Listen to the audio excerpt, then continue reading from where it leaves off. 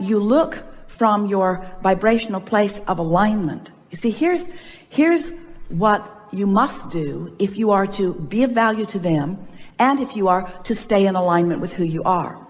And unless you stay in alignment with who you are, you cannot be of value to them. If you're not connected to this stream, you've got nothing to flow. So the best way to understand is that as you are evaluating or sorting through the contrast, and you see something that you really do not like, some of that stuff will take you to your knees. It is so much that you do not want it. In the degree of knowing what you do not want, you are launching a equal rocket of desire. So by seeing their plight or their suffering, you are asking for their recovery or for their balance or for their well-being. You're launching this rocket, and source becomes a vibrational match to it. In other words, the suffering of the world has created a vibrational reality of such well-being and such proportion we can't even describe it. And it is from that balance of well-being that new ones are being born. But the ones who are here could benefit from this vibrational reality that you are all part of creating. But you've got to be in the vibrational vicinity of it, or you as an individual or as a part of mass consciousness do not realize it. You don't get to let it be part of your experience if you don't believe it, if you don't expect it, if you're not a vibrational match to it. You can't set your radio dial on 101 AM and hear what's being broadcast on 98.7 FM. In other words, the frequencies have to match up. So you can't have your frequency set on poverty in the world or suffering in the world and be part of the flow of the pure positive energy. But here's the thing. You see, source is flowing to all of you, to all of them. There is a river, a stream, a powerful flow of clarity and abundance and well-being going to all of them. The question is, why aren't they letting it in? How is it that they've come to practice thoughts that hold them in a vibrational frequency? And you kind of ought to know that you're practicing thoughts that hold you in that frequency, because these thoughts that are holding you apart from the frequency of alignment feel so awful when you think them, you see. And so the best that you can do for anyone is to thrive in every way you can. And in your thriving, in your holding yourself in alignment, because thriving and alignment are the same thing, as you hold anyone as your object of attention. And this goes to the heart of your question. What can I do? What can I do? You said. When you're tuned in, tapped in, turned on, and you're holding someone as your object of attention, you are flooding pure positive energy all over them. Whether they can receive it or not is not something that you have very much control over. And they're going to look at you and they're going to say, but you're happy and I'm not. I need you to understand my plight. Otherwise, you can't help me. And you want to say, if I understand your plight, I will be a vibrational part of your plight. And then for sure, I can't help you. But they don't want you to be over there thriving. They want you to be over there suffering with them, because it's all they know. They're not sucking you in because they don't care about you. They're sucking you in because that's the momentum of what they've got going on. So you have to understand how this works. You have to decide if you want to be part of the wellness, if you want to be part of the abundance, if you want to be part of the solution. The vibration of a question and the vibration of an answer are very different frequencies. The vibration of a problem and the vibration of a solution are very different frequencies. So when you tune yourself by focusing upon things that make it easy for you to align, going as general as you need to go in order to align, and then tune into who you really are, and then hold someone as your object of attention. It is our promise to you that if you can hold someone who you formerly saw as suffering as your object of attention, and you've practiced so well that you see them as thriving. That's what Jesus did. As you stood before him dripping your illness, he saw not your illness. He looked at you and he knew your well-being, and he knew it so powerfully and so clearly that your illness simply could not abide in his vibration. That's why he said, go forth and tell no one. Don't go home and talk about it. You'll talk yourself right back in to the frequency that was disallowing the wellness to begin with, you see. So it feels harsh to you when we say mind your own business. But what we really mean is tend to your own frequency, and then tend to your own frequency, and then. And you'll reach the place where you'll be so consistently filled with this stream of replenishing well-being. No depletion happening, just flowing through you, flowing through you, flowing through you. That when you see someone not allowing it, it won't upset your apple cart. It won't throw you off your game. You will be able to know their wellness even in their demonstration of their not wellness, because you know how it works, you see. It's like not one of you stands in front of your faucet. Beautiful faucets in this hotel. Esther was just enjoying them so much. And not one of you stands before your faucet when it's turned off and says, oh,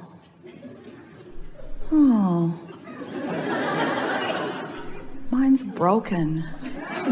There should be water flowing out of that all the time, you say. You know that from a moment to the next, it can be not flowing or flowing.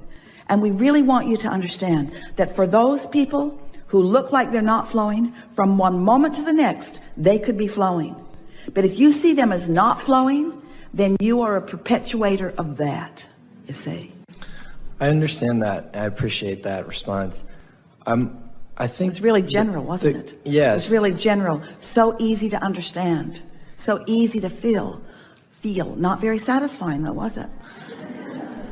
It is satisfying. The more specific question is if those people, not whether or not I should or should not remain in my vortex, but if someone who is out of the vortex can physically affect me. But in what case would that be? First of all, they can't even get in your experience unless you're giving your attention to them. Law of attraction will not match you up. So the first question you want to ask is, why is this in my experience? Why is this in my experience? Because I have an active vibration about it. But is there a jungle of different vibrational frequencies that everybody on the planet, is there one, I guess what it comes down to, is there one Earth that we're all kind of in an ecosystem of different vibrational frequencies that are all just in kind of harmony with one another? There are as many different frequencies as there are thoughts. The combinations of thoughts and frequencies is so extraordinary in number that trying to decipher it would drive you crazy. Every thought has a frequency, and every combination of thought has a frequency. But you can understand the frequency of thought in much more simple terms when you think in terms of emotion. Joy has a frequency, and there are a lot of thoughts that line up with that frequency. Despair has a frequency, and there are a lot of thoughts that line up with that frequency. So they pool together. They pool together. Law of attraction puts them together. But all of those, you see, here's the thing that will help you so much. All of those frequencies, all of those projector of frequencies, all of those transmitters and receivers that are all around you, all of them are irrelevant to you once you remember that there are only two frequencies that are really any of your business. That's the frequency of the source within you and the frequency of your point of attraction right here and now. The reason that we've been talking so much through the years about how all of this works is because we want you to understand your vibrational place in all of this. So we started by talking about law of attraction. Law of attraction says that which is likened to itself is drawn, just like radio signals. So then we began explaining to you that you are launching these rockets and that you are creating a vibrational version of everything that can potentially be a see it, hear it, smell it, taste it, touch it reality. But there's a vibrational version of it first. And that vibrational version of it, we talked about your vortex. You're so kind to us as we wave Esther's arm around and point at this invisible place, your vortex where who you really are is and everything you want is. And then people began feeling, as they began sensing what they were creating, they began saying things to us, not right out loud, but we heard it from you often. All right, Abraham, I get it. But how do I get my money out of the vortex and into the bank? How do I turn those thoughts, those vibrations into the tangible, into something that I can translate, something that I can realize, something that I can realize? So then we began explaining to you, and this is really what we want you to hear and feel from us right now.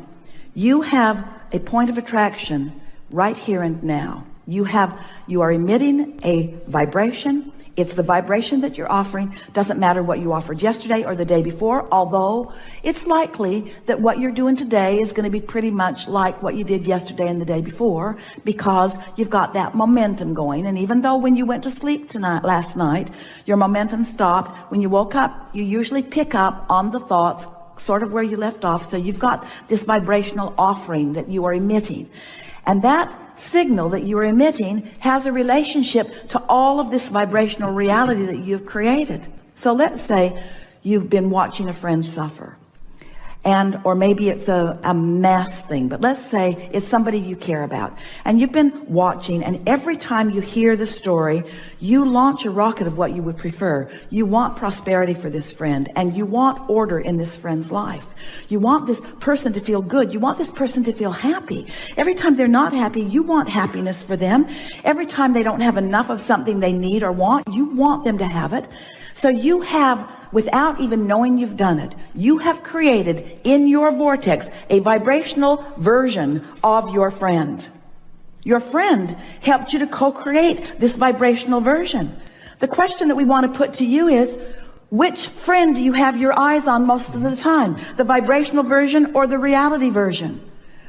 Which friend are you thinking about? Are you focused unconditionally? Get it?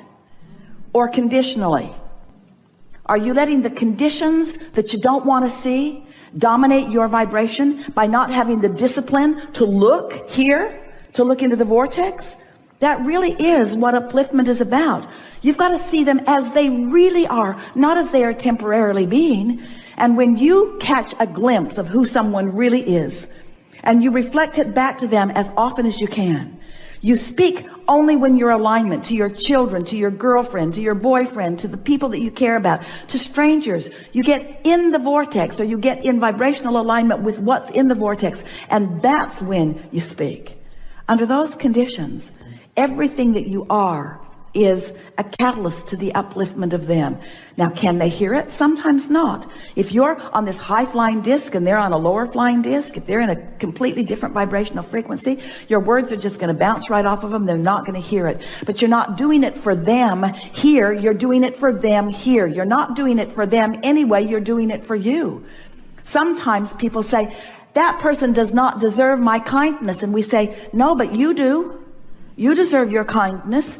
You deserve to feel good about this. But Abraham, have you seen the way this person is behaving? How can I feel good about that? You got to find some way to feel good regardless of what's going on, you see. That's what unconditional love is. So if someone you know has the good fortune of being one of your objects of attention, and you are predominantly feeling good, and every now and again thinking about them, you know what happens? This is specifically for you. You get tuned in, tapped in, turned on. You do it all the time. And then from that aligned position, a thought of what you're talking about comes into your mind, because your inner being knows this is the time for you to turn your attention to that. And sometimes, most every time, when that happens, you feel it for just a moment, and then you look at the reality of where they are. And then you feel that great disconnect between what source just gave you because you were tuned in and what you're choosing to focus upon right in their reality. And then the negative emotion that you feel is not about their plight. It's about what you've just done to yourself. Mm-hmm. Don't you love knowing that? Mm-hmm. So you want to say to your friends, I love you so much. And they say, oh, that's so kind. I say, no, I'm doing it for me. You're doing it for me. Oh, I thought you loved me for me. No. No. I find that when I love, I feel so good, so it must be for me. Oh, I thought you were loving me for me. No, I don't think so, because it feels so good to me when I love. And when I'm mad at you, it feels so awful. When I feel good, it's my doing. When I feel bad, it's yours. Thank you so much.